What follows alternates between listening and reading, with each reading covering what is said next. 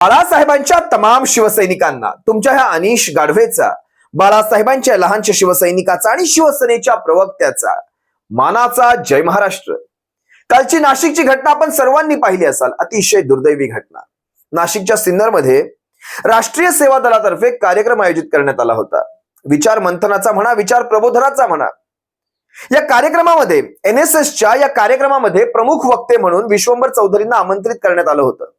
विश्वंभर चौधरी आपण यांना बऱ्याचदा पाहिले, टेलिव्हिजनवर पाहिले, त्यांचे लेख वाचलेत।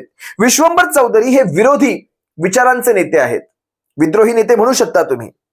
या प्रस्थापितांच्या विरोधात यांनी कायम आवाज उचललेला आहे, लिखाण केलेलं आहे विश्वंभर चौधरी त्या स्टेजवर, त्या विचार मंचावर आपले मत मांडत असताना, आपले विचार मांडत असताना, माईकवर बोलत असताना काही समाजकंटक तिथे घुसतात, भारत माता की जयचे नारे देतात। दुर्दैवाने म्हणावं लागेल, पण आमच्या छत्रपती शिवरायांचं नाव देखील त्यांच्या तोंडी येतं। आमच्या छत्रपती शिवरायांचं नाव या समाजकंटकांच्या तोंडी येतं। छत्रपती शिवाजी महाराजांच्या नावाने घोषणा देतात, जय भवानी जय शिवाजीच्या नावाने घोषणा देतात, आणि माईक खेचून घेतला जातो। विश्वंभर चौधरींना धक्काबुक्की करण्यात येते, विश्वंभर चौधरींना तिथून खाली उतरवण्यात येतं।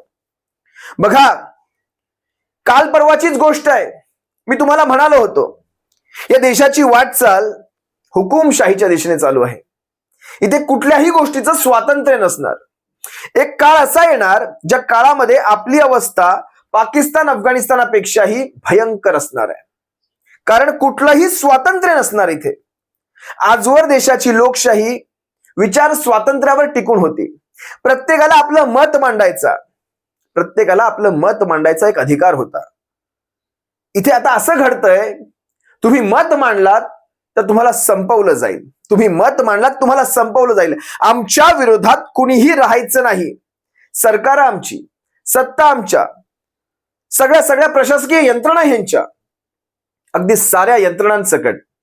मग तुम्ही विचार करा, ज्यावेळेस ते विश्वंभर चौधरींसारखे, यांच्याकडे कोण असतं? यांच्या संरक्षणासाठी कोणीही नसतं, आजूबाजूला कोणीही नसतं। सर पे कफन बांध के चले म्हटलं तरी वावगं ठरू नये।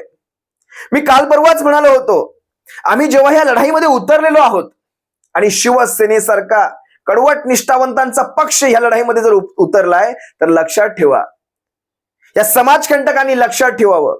आज तुम्ही विश्वंभर चौधरींसारख्या सॉफ्ट माणसाला टार्गेट केलात, सॉफ्ट माणसाला। चुकून पण आमच्या सारख्यांसमोर असे येऊ नकात, चुकून पण आमच्या सर्वांसमोर येऊ नकात कधी तुम्ही। कारण आजच तुम्हाला सांगतो, ही सुरुवात झालेली आहे, ये आगाज आपने कर दिया है। आता लक्षात ठेवा, या भारतीय जनता पक्षाचे पेड पत्रकार, पाळीव गोचिड पत्रकार, विकत घेतलेले पाकिट पत्रकार, ह्यांचे HMV जे कोणी असतील, ज्यावेळेस ते अशी चर्चासत्र मुंबई, ठाणे, पुणे, कल्याण, संभाजीनगर, कुठेही तुम्ही चर्चासत्र भरवा, आता कुठेही तुमची चर्चासत्र भरू द्यात, ह्या गोष्टींचा सामना आता तुम्हाला देखील करायचा आहे। आगाज आपने किया है, अंजाम तो आपको भी भुगतना पडेगा। आमच्या प्रश्नांना उत्तर द्यायची ताकद तुम्ही देखील आता ठेवा, कारण हे अशा प्रकारचं जे वातावरण काल तुम्ही नाशिकमध्ये घडवून दाखवलात, ज्या प्रकारे येऊन तुम्ही माईक खेचून त्यांना स्टेजवरून खाली बोलवून, पोडियमच्या खाली त्यांना बोलवण्यात आलं, धक्काबुक्की करण्यात आली, ज्या प्रकारे ते भ्याड वातावरण तयार करून तुम्ही तिथे घोषणाबाजी दिलीत। दुर्दैवाने आमच्या छत्रपती शिवरायांच्या नावाने तुम्ही घोषणाबाजी दिलीत, ज्या छत्रपती शिवरायांनी कधी कुणावर अन्याय होऊ दिला नाही, कधीही कुणावर, काय ते शेतकऱ्यांच्या भाईच्या देठाला देखील ज्यांनी कधी स्पर्श केला नाही, म्हणजे त्यांनी कधी कुणावर अन्यायच केला नाही, अशा छत्रपती शिवरायांचं तुमच्या तोंडी नाव यावं, हे दुर्दैव आहे। तुम्ही लोकशाहीच्या मूलभूत हक्कांवरच, त्यांच्या विचार स्वातंत्र्य या लोकशाहीने दिलेल्या मूलभूत हक्कावरच गदा आणताय, त्यांना बोलूच दिलं जात नाही। त्यांनी असे काय विचार मांडले होते, आणि जर तुम्हाला ते विचार पटत नव्हते, तर विचारांनीच तुम्ही ती काट मारायची होती, पण तसं काही घडलं नाही। त्यांनी येऊन तिथे घोषणाबाजी केली मनगटी बळावर। आता लक्षात ठेवा, मनगटी बळाचाच वापर करायचा आहे ना, तर इथून पुढे आता हेच घडणार, कारण सुरुवात तुम्ही करून दिली। आता ज्यावेळेस मुंबईमध्ये, ठाण्यामध्ये कधीही तुमच्या सभा होणार, आमच्यासारखी माणसं येणार आणि तिथे येऊन तुम्हाला प्रश्न करणार, मग त्यावेळेस आमच्या प्रश्नांची उत्तरं द्यायला देखील तयार राहायचं। आणि विचार करा, हे मनगटी बळ, या सगळ्या गोष्टी या आमच्या सारख्यांवर चालत नसतात।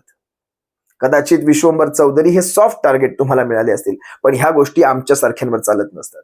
आम्ही फक्त या 4 भिंतींमध्ये बसून व्हिडिओ करणारी तुमची ते भाजपच्या त्या गोचिड पत्रकारांसारखे नाही. आम्ही रस्त्यावर देखील असतो. आम्ही उन्हातान्हात जनमानसात असतो. आम्ही रस्त्यावर असतो. आम्ही आमच्या पक्षाच्या कार्यालयांमध्ये असतो. आम्ही आमच्या कार्यकर्त्यांमध्ये असतो. त्यामुळे आमच्यावर हे सगळं चालणार नाही आणि आमच्यावर तुम्ही आजमावून बघाच. एक ट्रायल तो मार्के देखो, एक ट्रायल तो मार्के देखो. पण लक्षात घ्या, आता तुम्हाला या सगळ्या गोष्टींना सामोरं जावं लागणार. पाहूयात ना कशी मजा येते ज्यावेळेस आपण खोदलेले खड्डे आपल्याच अंगावर उलटतात. त्या खड्ड्यांमध्ये जेव्हा आपणच पडतो त्यावेळेस कशी मजा येते ते देखील पाहूयात. अगदी काल परवाचं उदाहरण घ्या. श्याम मानव यांनी एक उदाहरण दिलं होतं. देशाची लोकशाही संपते, अंतिम घटका मोजते. भविष्यामध्ये येणाऱ्या काही दिवसांमध्ये तुम्ही आम्ही संपवले गेले असू. श्याम मानव यांचं म्हणणं. श्याम मानव ही काही साधी सुधी व्यक्ती नाहीये. त्यांनी बरीचशी उदाहरणं दिली. अगदी त्यांनी गुवाहाटीची उदाहरणं दिली. गुवाहाटीमधून आलेला त्यांचा एक मित्र, मंत्री मित्र सांगतोय हे असं घडणार. अगदी ते तसंच घडलं. इलेक्शन कमिशन ऑफ इंडिया विषयी सांगितलं ते तसंच घडलं. कोर्टाविषयी सांगितलं ते तसंच घडलं. कशा प्रकारे एक एक गोष्ट त्याने सांगितली होती, कशा प्रकारे एक एक गोष्ट सत्यामध्ये उतरत होती हे श्याम मानव यांचे मंत्री मित्र सांगत होते. त्यावेळेस श्याम मानव म्हणाले जर हे अशाच प्रकारे घडणार आहे तर म्हणजे यांनी भविष्यामध्ये किती नियोजन करून ठेवलेलं आहे.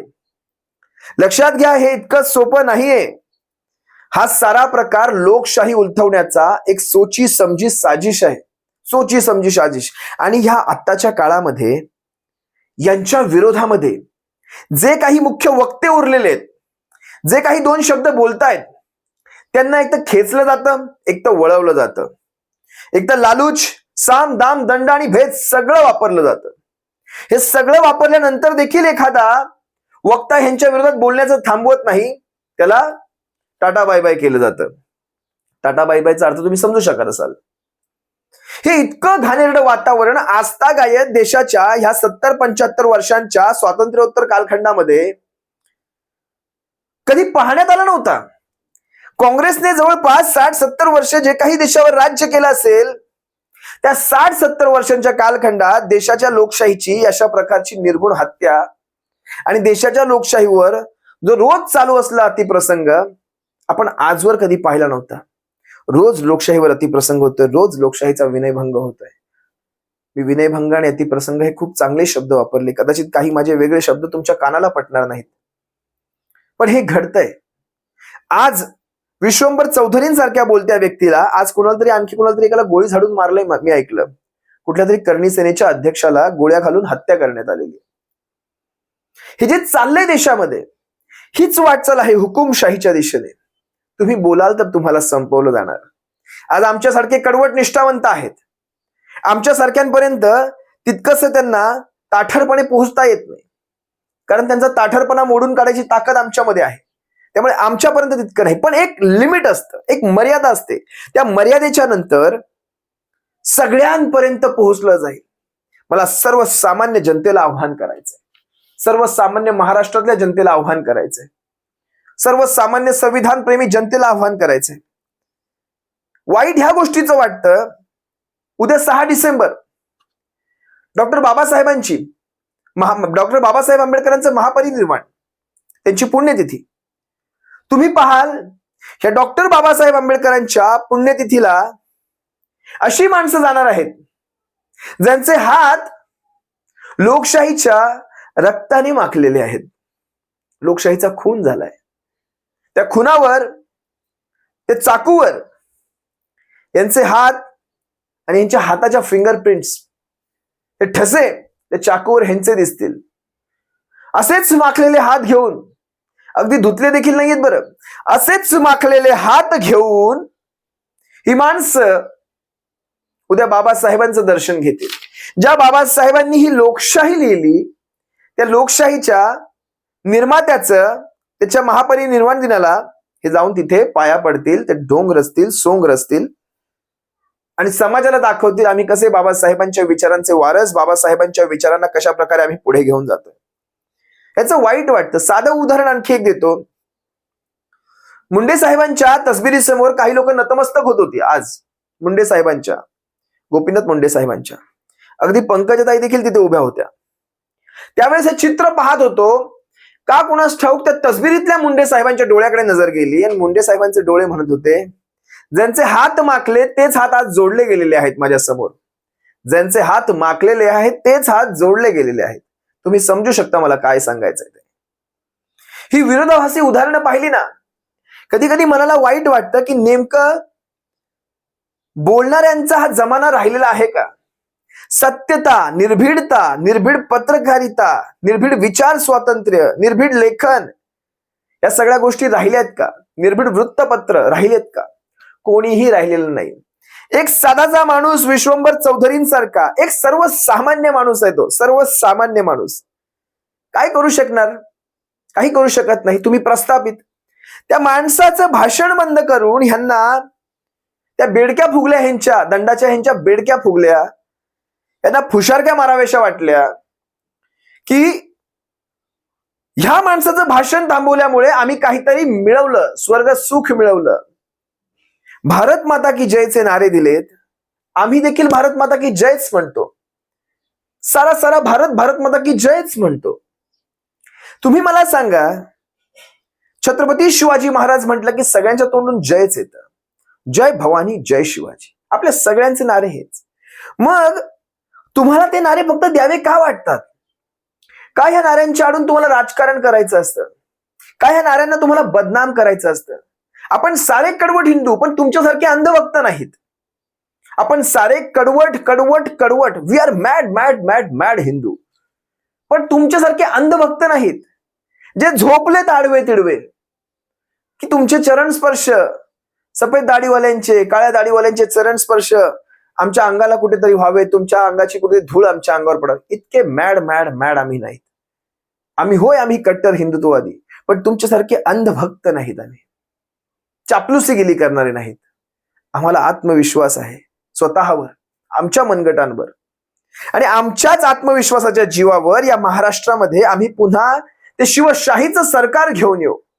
आम्हाला गरज नाही या सगळ्या चापलुसीगिरी करायची, आम्हाला गरज नाही. तुम्ही लक्षात घ्या, आज ज्यावेळेस मुंबईमध्ये शिवालय कार्यालयाचं उद्घाटन होत होतं, मुंबईमध्ये छत्रपती शिवाजी टर्मिनस येथे मंत्रालय रोडवर शिवालय, शिवसेनेच्या राज्याचं संपर्क कार्यालय होतं. त्या शिवालय कार्यालयाच्या उद्घाटनाच्या वेळेस मी स्वतः तिथे उपस्थित होतो. मी सारे रस्ते पाहिले, सगळ्या रस्त्यांवर भगवे भगवे भगवे भगवे झेंडे, शिवसेना, उद्धव बाळासाहेब ठाकरे पक्षाचं नाव, सगळीकडे नाव नाव नाव, उद्धव साहेबांचे फोटो सबंध मुंबईभर. मला एक गोष्ट सुचवायची आहे तुम्हाला, त्या झेंड्यांकडे ज्यावेळेस मी पाहत होतो, माझ्या मनामध्ये कुठेतरी विचार येत होता की हेच ते झेंडे. यांच्याकडे पाहिलं तर कळतं मुंबईमध्ये, होय आजही मराठी माणसाची ताकद आहे, होय आजही आपलं अस्तित्व आहे मुंबई म्हणजे. ज्यावेळेस ते भगवे झेंडे, ते शिवसेनेचं नाव पाहत होतो, त्याच वेळेस कळत होतं, होय ही मुंबई आपली आहे, मराठी माणसाची आहे, मराठी बाण्याची, मराठी अस्मितेची, मराठी कण्याची आणि स्वाभिमानाची मुंबई. ज्यावेळेस शिवसेना, उद्धव बाळासाहेब ठाकरे हे नाव ज्यावेळेस पाहत होतो, त्यावेळेस कळत होतं, होय आपलंच आहे, सारं आपलंच आहे. भले सारं परक परक परक परक दिसत असेल, पण सारं आपलं आहे. त्यातूनही जेव्हा तो भगवा फडकताना दिसत होता आणि त्यातूनही जेव्हा ती नावं दिसत होती शिवसेना, आजही महाराष्ट्रात जेव्हा त्या गडचिरोलीमध्ये, जळगावमध्ये असेल, बेळगावामध्ये असेल, कारवार, निपाणी, बिदर, भालकीमध्ये सगळ्या लोकांना ज्यावेळेस मुंबईतला भगवा दिसतो ना, त्यावेळेस वातावरण महाराष्ट्रात वेगळं जातं. आजही मुंबई महानगरपालिका शिवसेनेच्या हातामध्ये ठाम आणि सुरक्षित आहे. तुम्ही अजिबात काळजी करू नका. ह्या फक्त ह्यांना सांगावं, तुम्ही निवडणुका लावा. आजही मला वाटतं पक्षप्रमुख म्हणाले, तुम्हाला तुमच्या धमन्यांमध्ये हिंमत असेल तर मुंबई महापालिकेच्या निवडणुका लावून दाखवा. असो, यांच्या धमन्यांमधली हिंमत आपण पाहिलीत, यांच्या धमन्यांमध्ये हिंमत पळकुटेपणाची आहे. त्यामुळे त्या विषयावर जास्त काही बोललेलं न बरं. पण या गद्दार भामट्यांना एवढं सांगणं आहे, फक्त अशा सभा आता तुम्ही घेऊन दाखवा, आमच्यासारख्यांना तुम्हाला तिथे सहन करावंच लागणार आहे. आगाज आपने किया है, अंजाम हम देंगे. तुम्हा सर्व शिवसैनिकांची रजा घेतो. सप्रेम जय महाराष्ट्र. बाळासाहेबांच्या शिवसैनिकांनो, काळजी घ्या आणि आपली एकजूट, आपली एकमूठ आणि ही वज्रमूठ अशीच ठेवा. जय महाराष्ट्र.